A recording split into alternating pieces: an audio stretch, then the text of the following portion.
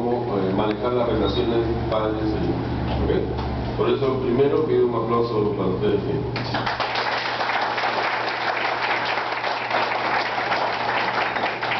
Lo que sí les voy a agradecer, quienes tengan el teléfono celular, que obvio lo tienen todos, si lo pueden poner en vibrador o si lo pueden apagar, por una cuestión de respeto para los demás.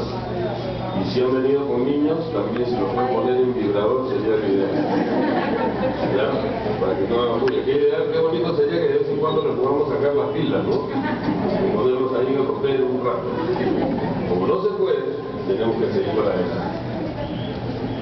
Padres positivos, hijos triunfadores. Obviamente, para padres no se estudia, ¿no? Si yo hubiese querido ser abogado, hay lugares donde yo puedo estudiar para abogado, ¿sí o no? Una escuela de derecho. Si hubiese querido ser arquitecto, si hubiese querido ser policía, aviador, marino, es decir, hay lugares donde yo puedo prepararme para hacerlo. Para padre, ¿dónde se estudia? ¿No se han dado cuenta ustedes que nosotros nos recibimos de padres el día que nacen nuestros hijos? Y a veces sin querer queriendo, como decía el chavo, ¿no? Un niño le pregunta a su papá, papá, ¿por qué te casaste con mi mamá? Por tu culpa. Porque a veces hasta la falta de planificación tiene que ver con eso, pero a lo hecho pecho y a lo por hacer valor, dicen algunos, ¿no? Entonces, nosotros tenemos la responsabilidad de asumir la crianza de nuestros hijos. Padres triunfadores, padres positivos. ¿Ustedes quieren tener hijos triunfadores, sí o no? Sí. ¿Sí o no? Sí. Ok, por lo menos mueven la cabeza para saber que están vivos, que ya llegaron. ¿Ok? Si quieren tener hijos triunfadores, para tener un hijo triunfador, ¿qué clase de padre tengo que ser? Tengo que ser un padre bien triunfador. Por si acaso, los mediocres solo crean mediocres. Esos papás que se pasan la vida lamentándose y echándole la culpa al gobierno y a los alcaldes y a la política, y sus hijos lo están escuchando y esos serán los futuros llorones también. No hacen nada por cambiar las cosas. Dicen, este alcalde tiene en la ciudad, es una porquería, dice el papá.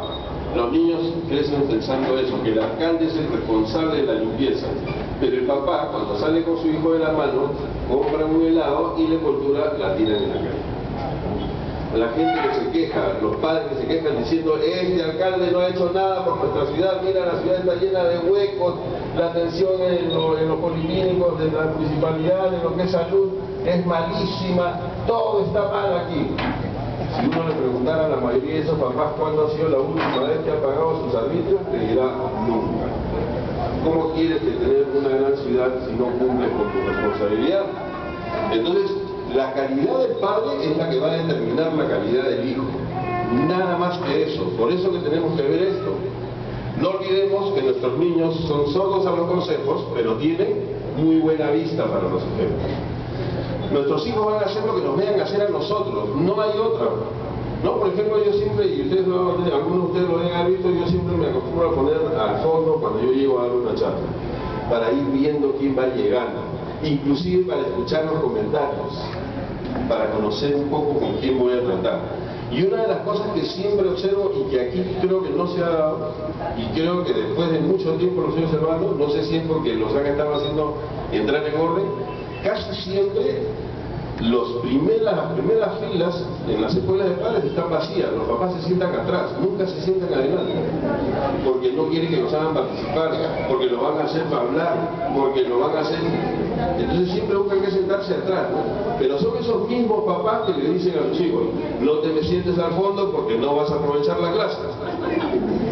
O sea, haz lo que yo te digo, no lo que yo hago. Pero nuestros hijos van a hacer lo que nosotros hacemos. Por eso que estamos tan mal en el tema de valores. Nosotros a nuestros hijos no les decimos no mientas, es malo mentir, ¿es cierto o no? ¿Les inculcamos ese valor o no? Pero ¿qué pasa cuando a veces viene un cobrador? Dile que no estoy. Total, ¿de qué valor estábamos hablando? Los padres se matan diciendo el alcohol es malo, pero no se pierde ninguna apoyada. Llegan borrachos a su casa el fin de semana, pero quieren que sus hijos no tomen, quieren que sus hijos salgan adelante y sean buenas personas. Para criar buenas personas, reitero, se tiene que ser buena persona. ¿Ustedes qué clase de padres quieren ser? ¿Padres buenos o buenos padres? ¿O padres buenos? Lo ideal es ser buen padre, no el padre bueno, porque el padre bueno a veces se equivoca. El padre bueno no sabe decir no. El padre bueno malacostumbra. El padre bueno da todo sin esperar nada a cambio.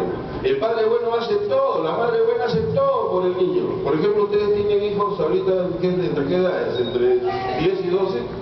¿11 y 12? ¿Sí? 11, 12, 13 ya. ¿Cuántos de ustedes se quejan de que su hijo es un desordenado? ¿Cuántos de ustedes quieren ahorcar a su hijo por el desorden que hay en su dormitorio? ¿Cuántos de ustedes le enseñaron desde los primeros años a ordenar su dormitorio? Cuando eran chiquitos, ¿qué cosas hacían? El niño iba agarrando sus juguetes y los iba tirando por todas partes, y atrás venía la mamá recogiendo. ¿Pero por qué no hace que lo recoja él? Es que está chiquito. Ahora ya creció y ahora lo quieren asesinar. ¿Por qué? Porque no lo formaron. Porque para la formación tiene que ser desde temprano. Desde ese letrero nomás que veo ahí, ¿no? Los padres de familia educan mejor cuando con frecuencia repiten a sus hijos mensajes positivos. Tienes que ser ordenado, pero no decirle tienes que serlo, sino hacerlo ordenado. Pero lamentablemente nosotros a veces hacemos el trabajo por ellos, creyendo que esa es la función del papá, de la mamá, ¿no? Entonces ahí en ese sentido debemos tener cuidado porque estamos cayendo en errores de crianza. Y los niños cada vez saben mejor manejarlos. ¿No? Yo recuerdo que hace un tiempo en el comercio le hicieron una entrevista a Zunino, ¿lo ubican? Que actuó en Broadway y que trabajaba al fondo del sitio, el Cosito. No me acuerdo el nombre, Marco Zunino. A él lo entrevistaron y una de las cosas que él dice, cómo era antes, ¿no? Antiguamente, cuando nos criaban, nuestros padres nos manejaban con la mirada. Ahora, nosotros los padres bajamos la mirada. Nuestros hijos tienen más poder que nosotros ahora. ¿Por qué? Por una serie de factores. Uno de ellos, el sentimiento de culpa. Pobrecito, estoy trabajando todo el día, ¿cómo voy a venir a retarlo? Pues, ¿cómo voy a tratarlo mal? Si todo el tiempo no estoy con él y lo poco que estoy, tengo que darle lo que me pide. Una anécdota personal. Yo tengo una hija de 19 años. ¿No? Ella está en la universidad, es la única hija que tengo, así que quienes sean padres de hijo único podemos conversar sobre lo que es el egoísmo, sobre lo que es el hijo único que cree que es el centro del universo, ¿no? Y que nosotros lo hacemos así en realidad. Y tenemos que hacernos conscientes también que sí son el centro, pero de nuestro universo, no del universo total. Nadie les va a hacer caso y nadie lo va a tratar como nosotros. Pero si no lo preparamos para eso, cuando salga va a sufrir, porque sí son bastante egoístas los hijos únicos. Porque lo tienen todo y no lo comparten con nadie. Recuerden ustedes, ¿no? El niño que es hijo único y que está en casa y tiene todos sus juguetes. Cuando llega a visita y ve que llegan niños, lo primero que hace es ir corriendo a su cuarto, guarda todos sus juguetes y cierra la puerta. Pero ese hijo único, cuando va de visita a otro lado, va y le destruye los juguetes a todo el mundo. Y eso lo permitimos, sabiendo que eso después lo va a hacer sufrir mañana más tarde, ¿no? Entonces, yo conversando con mi hija, con la cual conversamos bastante, me dice, papá, ¿tú te acuerdas la primera palabra que yo dije cuando aprendí a hablar? Para sentirme orgulloso le digo, papá. No. Bueno, mamá, tampoco. ¿Cuál fue la primera palabra que pronunciaste? Cómprame. Porque esa palabra la tienen en la punta de la lengua. Y saben que se lo vamos a dar. ¿No? Vean ustedes y comparen su celular con el celular que tiene su hijo. Por eso que los rateros ya no nos asaltan que nosotros, no nos hacen caso. Ahora esperan en la puerta del colegio para asaltarlos, porque saben que ahí no hay pierde, fue en las máquinas. Y eso es culpa de los papás. Nosotros antes nos hacían quemar etapas. Nosotros le pedíamos algo a nuestro papá y nuestro papá todavía nos decía que todavía no es tu tiempo. Ahora, 11 años es una necesidad que el niño tenga su teléfono, que tenga wifi para entrar a las redes, ¿no? Y que tenga cámara, porque si no me van a mirar mal. Y lamentablemente hay papás que incentivan eso porque hacen que haya niños que tienen tremendas máquinas y que hacen sentir mal al resto. Papás que le compran la ropa de marca a los hijos creyendo que eso es hacer feliz a tu hijo, pero haciendo eso estás haciendo infelices a mucha más gente. Entonces ahí ya comienzan a hacerse los grupos, el desprecio, el bullying del que tanto se habla, y no te juntes con las gordas, no te juntes con los negros, no te juntes con los que usan ropa que no sea de marca, y eso se vive en los colegios. ¿Quiénes tienen la culpa? Los padres de familia. ¿no? Hace un rato veníamos, cuando llegué de Lima hoy, conversábamos con la profesora Andrea y estaba comentando cómo es que los niños van pidiendo y cómo es que uno tiene que manejarlo eso, ¿no? Entonces íbamos en el taxi y pasa un tipo en una cuatrimoto a toda velocidad y soltando un sonido que da miedo hasta de escucharlo. Ese es un chiquillo. ¿Quién le compró esa moto? ¿No? Entonces, y después esos papás son los que salen llorando, sufriendo, pero ese papá es el que lo puede. Por eso yo le contaba la anécdota que cuando era chico yo quería tener una moto, mi mamá me decía sí, pero con una condición: te compro la moto y el cajón, los dos juntos.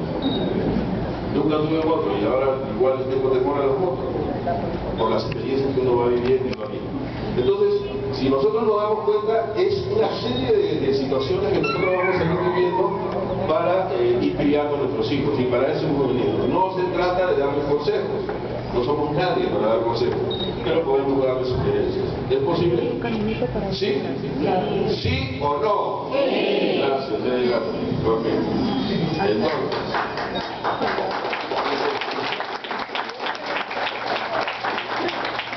¿qué clase de familia les gustaría ser? ¿Los Ingalls o los Simpsons? ¿Ah? Los Ingalls, ¿no? Pero los Simpsons, ¿por qué no? Son amarillos, son feos. Ustedes saben que la cabeza de Bart Simpson, el hijo, es una bolsa de papel de esas que usábamos para comprar pan.